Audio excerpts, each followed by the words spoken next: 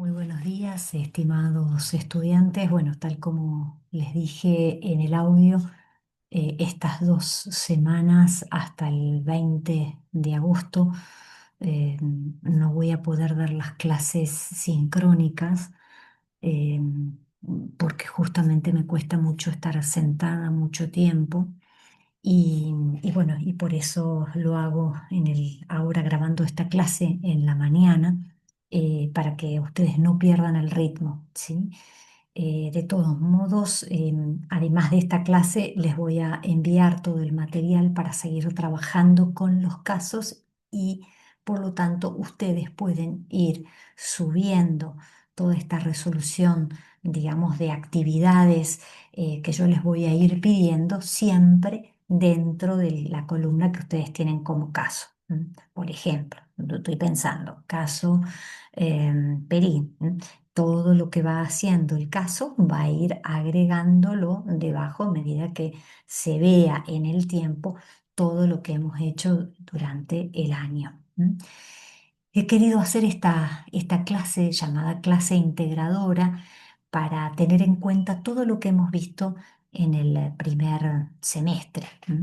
La idea en este segundo semestre es terminar con la evolución del pensamiento, empezar y concluir con la evolución del pensamiento de la administración. Quisiera abocarme a dos temas muy importantes, al menos para mí, que es la aplicación de la teoría de los sistemas, tener una visión sistémica para el abordaje de cualquier mirada organizacional y el modelo de la teoría U, que son dos propuestas, dos herramientas que se están utilizando mucho en la actividad profesional. Entonces, hoy vamos a dar la clase, digamos, teórica. Yo después les voy a proponer y les voy a mandar una plantilla que es el modelo Canvas Business más los KPIs, que son objetivos medibles. Eso es lo que más se está usando también en estos días como herramientas de gestión. Entonces, ahora les voy a compartir el PPT y no dejen de escribirme, no dejen de consultarme, yo estoy a disposición. Lógicamente que después de sacado los puntos, vuelvo otra vez hacia mí. No creo que vaya a poder ir a dar clase presencial a la semana siguiente. Seguramente va a pasar algunas semanitas más hasta que pueda efectivamente ya tener una vida completamente normal, y volver a las actividades normales. Así que bueno, vamos a tener paciencia. Yo les pido esta paciencia y de mi parte brindarle todas las herramientas y todo lo que ustedes necesiten para que puedan seguir con la clase sin perder el ritmo. Ahora entonces vamos a dar la clase integradora, vamos a recuperar los saberes que hemos visto de modo tal de que ustedes se puedan ubicar en el tiempo en todos los que hemos visto. Vamos a ir acá. Esperen un segundito, vamos a ir ahí. Ok. Bueno, entonces, si ustedes seguramente ya deben estar viendo la pantalla, vamos a poner en modo de presentación. Ok. Bueno, entonces, vamos a poner esto acá. Entonces, la idea de la clase de ahora, brevemente, no voy a dar tantas horas, sino a modo de repaso. Voy a controlar aquí el tiempo. Y nosotros hemos visto a lo largo del año, hemos visto que la administración es una ciencia, porque hay un conjunto de teorías, enunciados, leyes, principios, hipótesis, escuelas de pensamiento, que es lo que vamos a ver más adelante. Hemos visto que la administración es un arte porque no todos hacen de la misma manera, hay un modo de hacer único y también es una técnica, hay un conjunto de herramientas. Luego empezamos a ver el proceso administrativo. Bien, entonces lo que vamos a ver en esta clase integradora básicamente es el proceso administrativo en forma reducida. Yo les digo que vayan a las clases anteriores y a los PPT y a la cultura organizacional. Son como estos dos últimos temas. Nosotros hemos visto que para poder hacer el proceso, para poder analizar la planificación, era importante hacer un diagnóstico. Un diagnóstico es justamente hacer un corte y decir, bueno, ¿qué es lo que está pasando? ¿Cuáles son los actores intervinientes en la organización? ¿Quiénes tienen centro de poder? ¿Cuáles son nuestras fortalezas? ¿Cuáles son nuestras debilidades? Por eso hicimos la matriz FODA. ¿Se acuerdan que nosotros en ese PowerPoint estuvimos viendo lo que era el diagnóstico funcional? Entonces es hacia adentro, ¿sí? En cuanto a los elementos de la estructura organizacional, en cuanto a la identidad. ¿Qué era la identidad? Es la pregunta básica de decir quién es la organización, qué es lo que hace. Quién es entonces se refiere no tanto a la actividad en sí misma, que es una consecuencia, sino lo que es. Nosotros somos una empresa que brindamos bienestar, somos una empresa que brindamos salud, somos una empresa que queremos que el gusto y los sabores sean parte de la vida cotidiana. Hay una esencia que después se traduce en un hacer, vender helados, vender, no sé, artículos para el hogar, vender, no sé, una farmacia, para decirlo. Y luego está el diagnóstico cultural, donde va a estar referida a lo que más adelante vamos a ver con las fuentes de la cultura, ¿sí? Con también como manera de ir testeando la estructura, la cultura y la organización en sí misma. Entonces, el diagnóstico permite mirarse. ¿Cómo estoy? ¿Quién soy? ¿Cómo estoy? ¿Qué es lo que hago? ¿Y hacia dónde quiero ir? Por eso es importante ese diagnóstico, para después poder, sí, entonces pensar en una planificación, una planificación que lógicamente tiene distintas etapas. Pero repasemos, la planificación es un proceso consciente y sistemático que me permite tomar decisiones sobre acciones futuras. Por lo tanto, hay etapas, la conciencia del problema, che, no vendo. Hay gente que renuncia a cada rato. Bueno, ¿cómo resuelvo ese problema? Y para eso yo tengo que hacer un diagnóstico, tengo que preguntarme cuáles son los objetivos, eh, em, dónde como organización creo estar y hacia dónde quiero ir. Esto es muy importante. Por eso la planificación es una de las etapas muy importantes. Ahí cuando ustedes vayan a ver las clases anteriores, yo ahora voy a, como es una síntesis, lógicamente que no voy a abordar todos los subtemas dentro de la planificación, pero sí ustedes tengan en cuenta todos estos elementos de la planificación que son básicos. Establecer una política que es la guía de la empresa. Establecer la visión y misión. Hoy se habla de propósito, casi que ya ni se usa la visión y misión.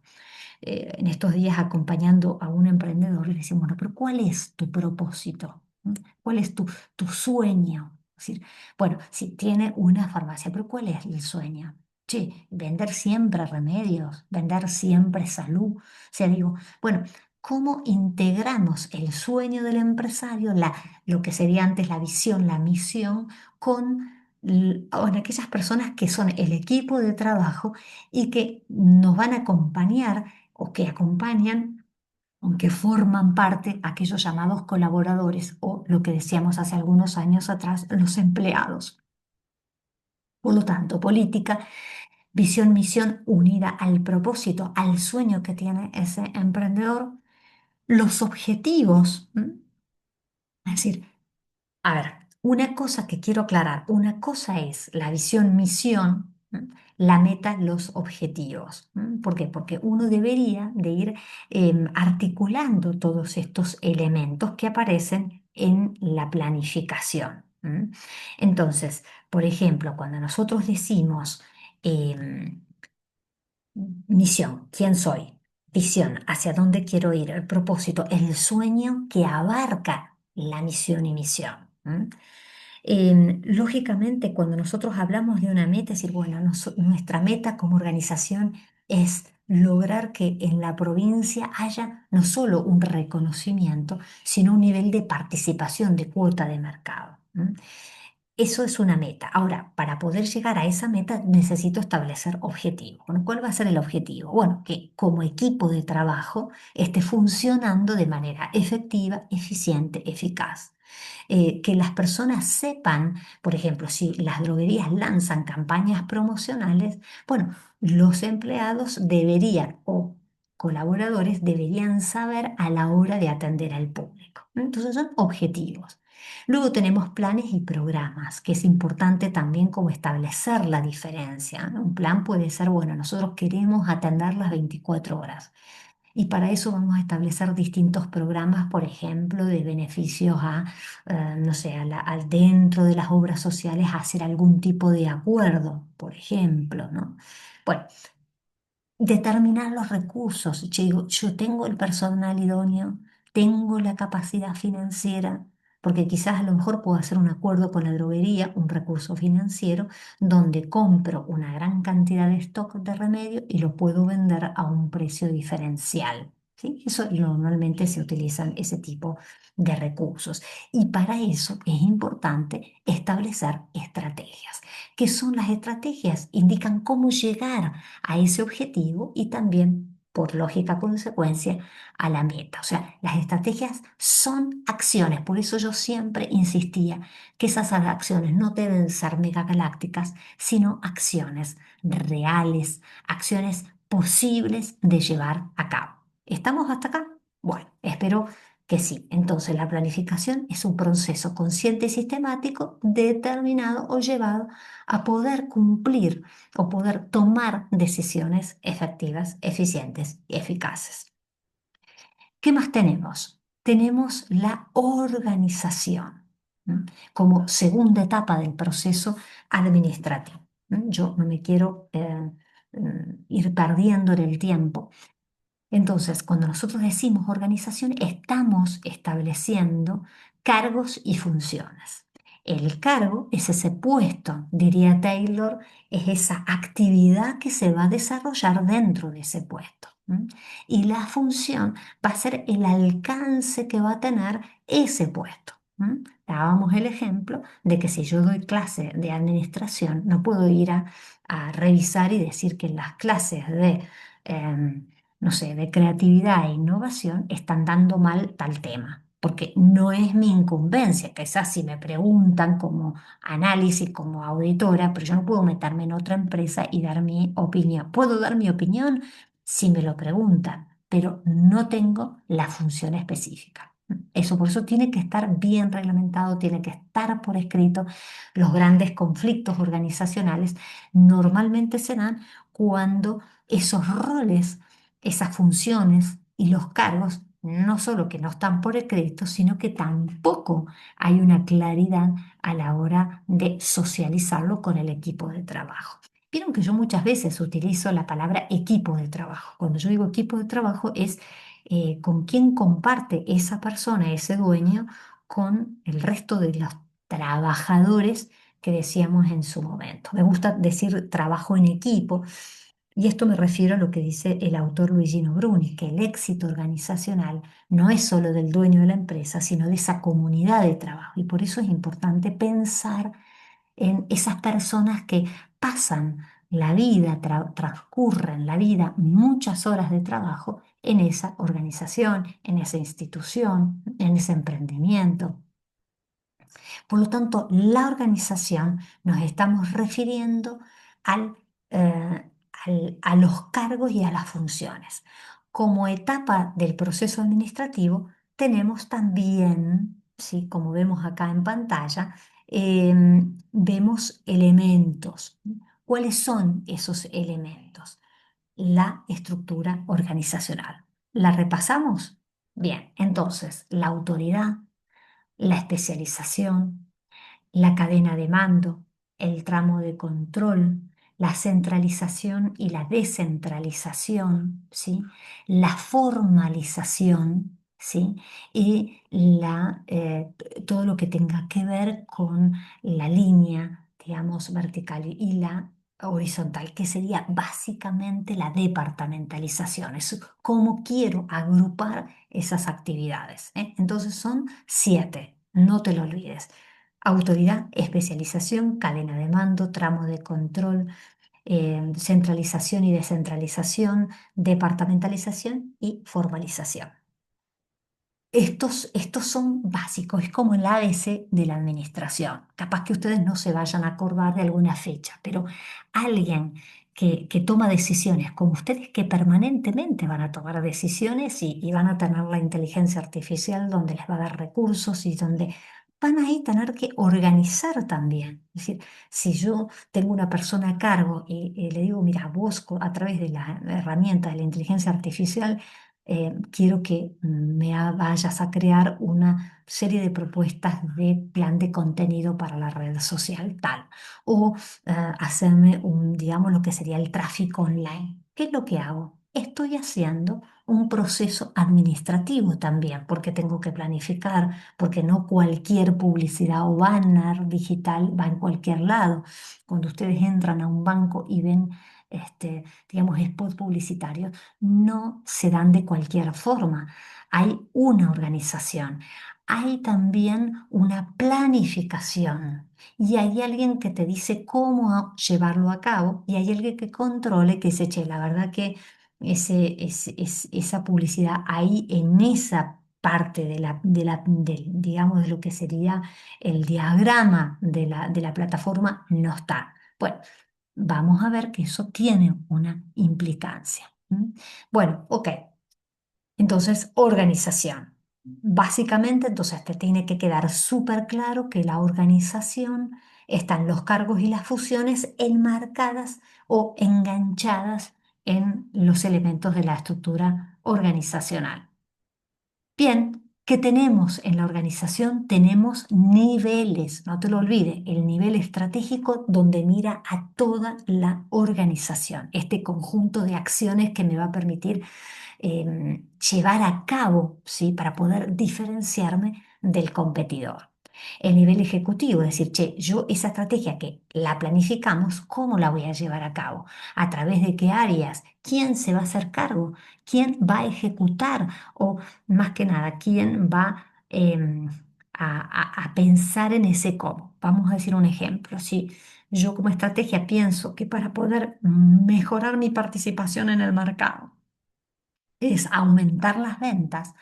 A nivel ejecutivo, tengo que pensar cómo voy a hacer ese plan de ventas, de qué manera, en qué momento, en qué tiempo. Bueno, y a nivel operativo es decirle a tal persona que la lleve a cabo, que se contacte con los clientes, que tenga un report con los clientes, que tenga a partir de ese report que nos dé nuevas informaciones para mejorar o enriquecer la estrategia. Por lo tanto, la tarea a nivel estratégico, como bien dicho ahí en el esquema, es la gerencia, ¿eh? Aquellos que tienen la visión macro o panorámica de la organización. Después, administrar, que es justamente reorganizar, direccionar esos recursos, esa visión y misión que se había planificado. Y también cuando nosotros decimos gestión, involucra lo que es la gerencia y la administración. Pero estamos hablando de que no son cosas distintas, sino que son cosas iguales, solo que hay algunas desde la mirada macro son más inclusivas, como el caso de la gerencia, que involucra lo que es, cuando nosotros decimos, perdón, la gestión, involucra lo que es la gerencia, porque hay un quién que piensa en cómo se va a hacer tal determinada cosa, y hay también un quién que va a, digamos, a administrar, como a balancear, digamos, tanto recursos financieros como el rol de las personas con lo que se hace, ¿no? Bueno, y para eso es la tarea del administrador. Muy bien. Entonces, repasemos entonces cuáles eran esos elementos de la estructura organizacional. Acá lo podemos ver en pantalla. Y por último, vamos a ver, casi por último, antepenúltimo, ya entramos en la tercera etapa del proceso administrativo. El proceso administrativo estamos hablando de la dirección. ¿Qué es la dirección? Aquella persona que tiene la habilidad, ¿sí? y la capacidad para poder coordinar todas las actividades, ya sea que esté coordinando un grupo de personas, un área, ¿sí? o un departamento. Y acá quisiera hacer una pequeña salvedad. Cuando nosotros decimos, por ejemplo, un puesto, decíamos recién, es un conjunto de actividades. Cuando decimos un departamento, es un conjunto de actividades que están desarrolladas dentro de un puesto. O sea, por ejemplo, el departamento de ventas, dentro del departamento de ventas tengo subáreas, ¿sí? O subdepartamentos, por decirlo de alguna forma, donde me voy a ver el tema de, por ejemplo, dentro de ventas puede ser tarjetas de crédito o formas de pago. Dentro de las ventas puede ser todo lo que es publicidad, tanto online como offline. Dentro de ventas puedo ver los deudores, toda la capacidad de pago que tiene la empresa. Entonces acá vemos que hay tres áreas. Bueno, se necesita un alguien que coordine entre esas áreas o subáreas dentro de ese departamento. ¿Se entiende hasta acá? Y por eso hablamos que en una organización debe haber también niveles. Entonces decíamos recién, la alta dirección que está integrada, por ejemplo, si es una sociedad anónima por el presidente, o lo que sería el directorio, si es una organización, si es una pyme, y bueno, solamente está el dueño y los empleados. Por ese dueño, sí, ¿cuál sería lo ideal? Que hubiera un equipo de trabajo. Ayer me ha impresionado porque charlando con un empresario dentro de nuestra función como CDO, como Centro de Desarrollo Organizacional, él decía, a mí me gusta que el equipo de trabajo piense por sí solo, no solo que todo reciba del dueño, que si no hacen una cosa, si el dueño no está de acuerdo. Entonces, eso habla de que las organizaciones se siente la necesidad que haya siempre más entre cada nivel una subsidiariedad, o sea, que yo no me tengan que decir lo que tengo que hacer para poder llevarlo a cabo, que sea capaz de resolver problemas siempre vamos a usar una palabra, siempre en unidad o en coordinación con el dueño o con el gerente, ¿no es cierto? Pero tener esa posibilidad, esa libertad de acción, eso es muy bonito. Por ejemplo, yo no esperé que la directora de la carrera me dijera, bueno, entonces, ¿cómo vamos a hacer? Vamos a poner una reemplazante. Yo enseguida tuve el accidente, le avisé a la directora, digo, bueno, ahora estoy muy mal, pero más adelante, todavía eran principios de julio, mediados de julio, porque yo lo último, revisando el chat, me di cuenta que lo último que les escribí a ustedes fue el 17 de julio, y ya después no pude hacer más nada. Y bueno, ahora se me ocurrió, digo, bueno, pero para que ustedes no pierdan clase, inmediatamente le hice la propuesta a la directora de la carrera, lo cual me agradeció muchísimo. Pero digo, esa es la forma de poder ir trabajando siempre más subsidiariamente, independientemente, pero también en concordancia, en unidad con, en este caso, con la directora de la carrera. La dirección intermedia, que son aquellos que van a estar como directamente como abocados a poder ejecutar eso que se planificó. Y la parte operativa, que son aquellas personas que están dicho de otro modo, dicho en criollo, son en la diaria. Si yo tengo que, por ejemplo, si me dicen, che, hay que mejorar la capacidad de pago que tienen las empresas y yo estoy como, digamos, en la parte operativa, bueno, tendré que llamar a los clientes, decir, che, mire, señor fulano de tal, usted veo que usted tiene una adeuda, tres cuotas de este producto que ha comprado. Bueno, se relanza no sé, el sistema de pago. Bueno, la parte operativa es las funciones diarias de todos los días, esas actividades pequeñas que casi que ni se ven, pero están muy encadenadas con las distintas actividades más macro. ¿M? Bien, entonces, no te olvides que tanto la planificación, la dirección, la organización tienen niveles. Si yo puedo pensar en una planificación estratégica, en una planificación intermedia, ¿sí? Y en una que sería ejecutiva y una planificación, dirección u organización operativa. Bien, ¿cuáles son las funciones de la dirección? Entonces, la motivación es esta fuerza arrolladora capaz de transformar una vida. El liderazgo, o sea, quién hoy eh, va a ser esa persona influyente para que el equipo de trabajo pueda funcionar de manera más efectiva. La toma de decisiones, que es muy importante, la toma de decisiones, cómo vamos a tomar decisiones, quién va a tomar decisiones, qué impacto se va a tener en la toma de decisiones. Si yo en el equipo, en mi equipo del Centro de Desarrollo Organizacional, les digo, miren, esta semana estoy hospitalizada, no puedo reunirme. Bueno, esa toma de eso lo tengo que ser previsible y el equipo tiene que ver cómo va a seguir caminando hasta que me recupere. ¿Se entiende? O sea que siempre la toma de decisiones es central. Y por último, dos elementos que son claves es la comunicación.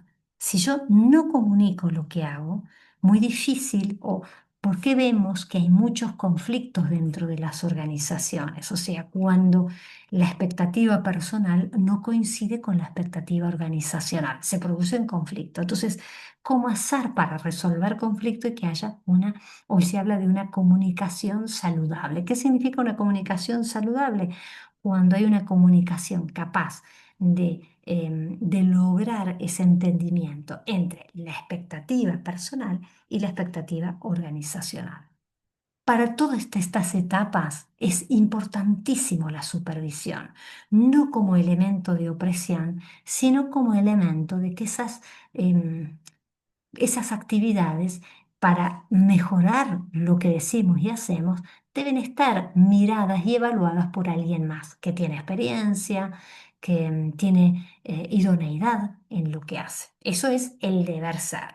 Lógicamente, ¿qué es lo que observamos? Que muchas veces lo que supervisan a lo mejor no tiene la praxis o supervisan porque a lo mejor en esos puestos fueron colocados personas que a lo mejor tenían una cierta alineación con la gerencia central, entonces supervisan cosas que no deberían supervisar. Esto lo vemos en la diaria. Nosotros en la teoría, ¿qué es lo que apuntamos? Apuntamos a una idealidad, pero que esa idealidad sea realizable, para que las organizaciones no terminen enfermando la sociedad. O sea, ¿qué debería ser? Que la supervisión, para que la tarea pueda llevarse en forma eficiente, eficaz y efectiva, debe estar supervisada, de manera de hacer una acción correctiva. Y por último, entonces pasamos al control como último elemento del proceso administrativo.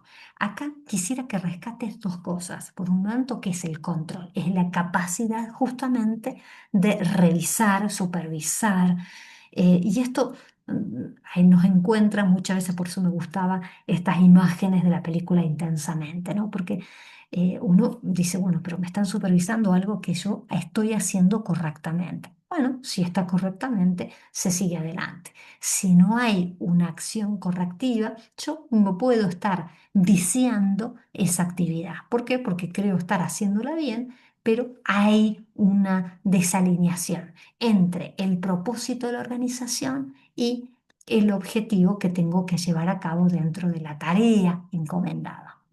Por eso se habla de que cuando hablamos de control hay elementos o estándares que son indicadores, criterios para poder supervisar. O sea, che, ¿yo con qué criterio voy a decir que ustedes son los mejores estudiantes del STEM?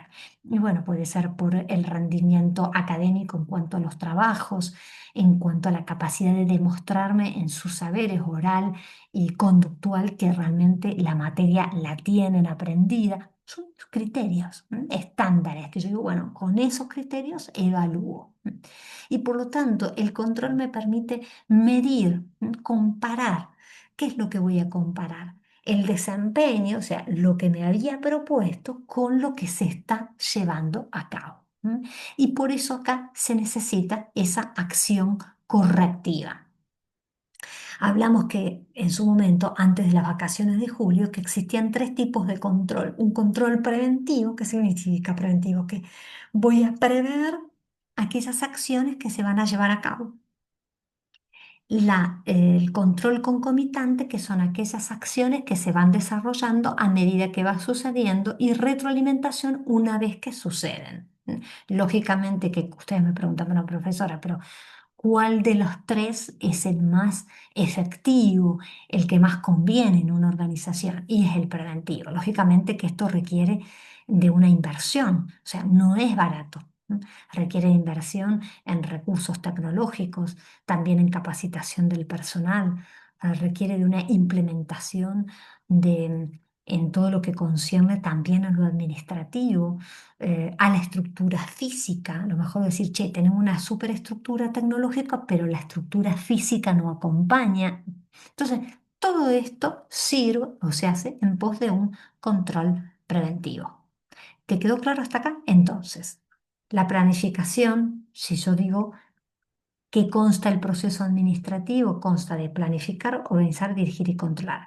¿Esto siempre ha sido así? No, a lo largo de las escuelas de la administración, a través de los distintos autores, fueron comprendiendo estas distintas etapas. No es que de la noche a la mañana se levantaron y empezaron a escribir, tampoco porque no tenían ni Wikipedia ni la inteligencia artificial que armara el contenido o el marco teórico de lo que querían decir. Ha sido fruto de mucha experiencia, de mucha investigación, de mucha observación, lo cual por eso son grandes en la administración. Pasamos a un tema que es la cultura organizacional.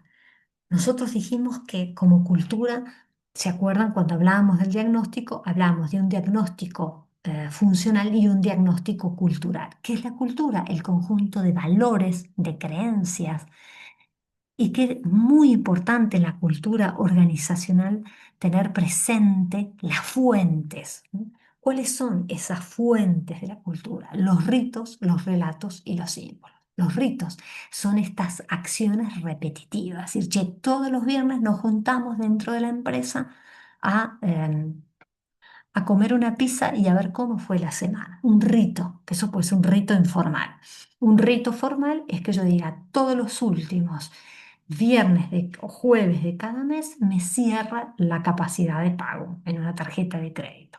Eso es un rito. Yo ya sé que ese día se cumple determinada acción. Hoy en las organizaciones se habla de la narrativa. ¿Qué significa la narrativa? Son estos relatos que tenemos que empezar a contarnos y que nos hacen muy bien. ¿Por qué digo la narrativa? Porque hoy ustedes los jóvenes, fíjense, yo ahora llevo ya 29 minutos hablando. Espero que ustedes digan, no, profesora, no la queremos escuchar más. Bueno, ¿cuál debería ser esa narrativa para que ustedes logren descubrir que detrás de las palabras hay una experiencia hecha? Hay montones de evidencias que tienen ustedes, emprendedores, porque son todos emprendedores, y el mundo empresario tiene millones de relatos que si los escribiríamos, que si los compartiéramos, sería muy rico y la sociedad sería mucho más solidaria, menos fragmentada, menos conflictuada, porque tendríamos la capacidad de mirar a los otros. Entonces, ritos, relatos y los símbolos. ¿Qué son los símbolos? Esos em, agentes externos. Si yo digo, che, yo tengo acá en el PowerPoint esta presentación, tiene el logo del ISTEC, es un símbolo. No estoy hablando para cualquier institución, sino estoy hablando dentro de una institución determinada. Símbolos, ¿sí? Luego, ¿qué más tenemos? Tenemos la tipología de cultura que ustedes tuvieron que analizar, qué tipo de cultura, ¿sí? Si es una cultura de clan, una cultura más flexible, una cultura más burocrática, con sistemas familiares cerrados, donde hay protocolos que sean muchas veces son buenos, la burocratización, o sea, la normatización de las acciones. Ahora, cuando la normatización supera la cultura, vemos que se da la burocratización, o sea, el desvío de esas normas. Están las normas por las normas que me olvido de la persona. Una cultura adaptable es aquellas culturas emprendedoras que se han tenido, por ejemplo, en la pandemia, fue un antes y un después. Las empresas tuvieron que adaptarse. ¿Para qué? Para poder hacer frente a una realidad como era la pandemia. ¿Y cuál es el escenario esperable? Que todas las organizaciones se vuelvan como culturas de logro, o sea, culturas que dos cosas son importantes: aquellas organizaciones que se transforman, ¿sí? Y que se dejan transformar, y por lo tanto son culturas de logro. ¿Por qué? Porque perduran en el tiempo. No es que hoy es un supermercado, mañana es una farmacia, pasado es una, no sé, una casa de ropa, por más que sean distintas unidades de negocio, pero son siempre los mismos dueños. O sea, hay ahí, hay casos donde hay que preguntarse seriamente, ¿no? O sea, una cosa es la diversificación y que yo tenga distintas unidades de negocio, y otra cosa es que yo esté cambiando o que compra y venda empresas, ¿sí? Tipo negocios supermercadistas. Esto no hay una verdadera transformación y tampoco hay una permanencia en el tiempo. Bueno, esto es muy importante, el mapeo cultural, decir, che, ¿dónde está mi organización? Por eso yo quiero que revisen el Padlet, porque hay algunos que todavía no lo han hecho. Sí, la empresa se aboca, está apegada a la estructura o está apegada a la cultura. ¿Cuál sería lo ideal? Y tener una cultura alta y una estrategia alta. Cuando vemos organizaciones que tienen una alta cultura pero una baja estrategia, es que el equipo de trabajo se quiere muchísimo pero no sabe a dónde quiere ir. Puede ser que al contrario, que tengan una alta estrategia y una baja cultura. O sea, ¿qué significa? Que se les exige, se les impone, y la gente en el interior de la organización se produce un descontento. Con ustedes me van a decir, profesora, ¿existe la posibilidad de que haya empresas superstar? O sea, empresas que no tengan conflictos, empresas donde vayan. No, siempre nos vamos a encontrar con momentos, quizás a lo mejor 1 o 2 años, nos encontramos con alta estrategia y alta cultura. Después las personas se van de la organización por diferentes motivos y hay que volver a recomenzar, o hay una situación que no pensaba, una pandemia, tengo que transformarme, y por lo tanto la estrategia se me volvió en contra porque eso que dije que iba a hacer no era posible, o hay una resistencia, o las personas están enfermas, entonces tengo que ver cómo salir de esa situación. ¿Se entiende hasta acá? Entonces, por eso tiene que caminar junto la estrategia y la cultura organizacional. Bueno, entonces, hemos visto hasta acá.